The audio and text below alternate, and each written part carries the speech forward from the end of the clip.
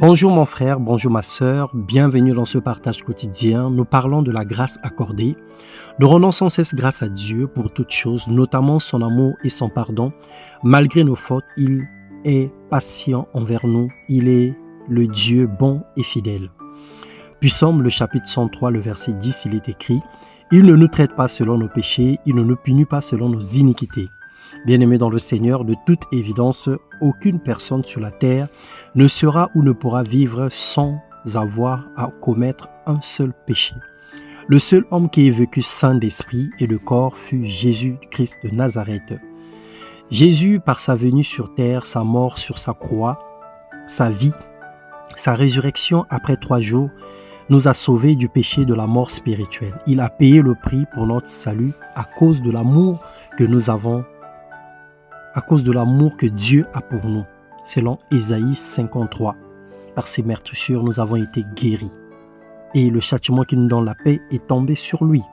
Ce que Dieu nous demande, c'est d'avoir un cœur repentant. C'est de reconnaître nos faiblesses et se confier en lui.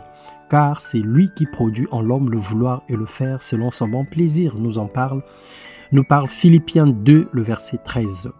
Les hommes n'iront pas en enfer à cause de leurs péchés. Les hommes n'iront pas en enfer parce qu'ils ont péché, mais parce qu'ils ont refusé de se repentir et de se convertir.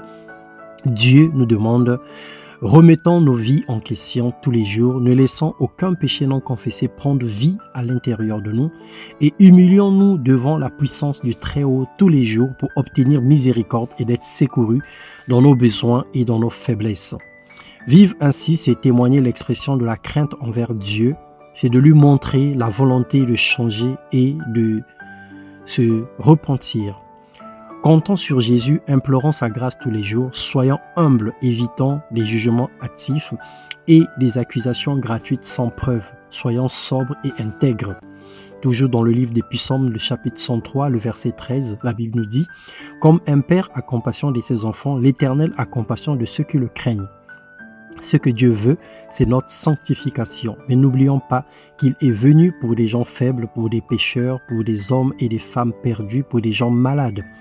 Autant que nul n'est parfait, n'aie pas honte de venir à Dieu, ouvre-lui ton cœur, repens-toi et change de direction, afin que Dieu, au retour, puisse changer ta situation. Il est celui qui connaît toutes choses, il est omnipotent, il est omniscient, il est omniprésent. Il n'y a rien qui échappe au contrôle de notre Père et au contrôle de Dieu.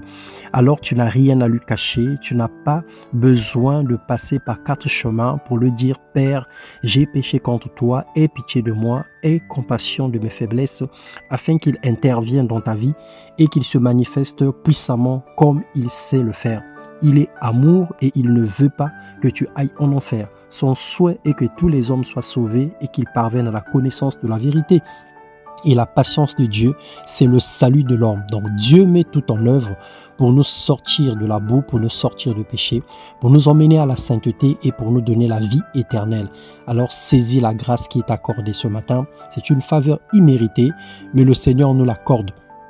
Parce qu'il a renouvelé pour nous ce matin le souffle de vie, pour nous donner une opportunité de revenir à lui, une opportunité de changer d'attitude, une opportunité de se repentir, de se convertir et de se donner entièrement à lui dans le nom puissant de Jésus-Christ. Sois béni, que le Seigneur parle à ton cœur, que le Seigneur te convainc du péché, du jugement et de la justice au nom de Jésus-Christ. Amen. Soyez bénis.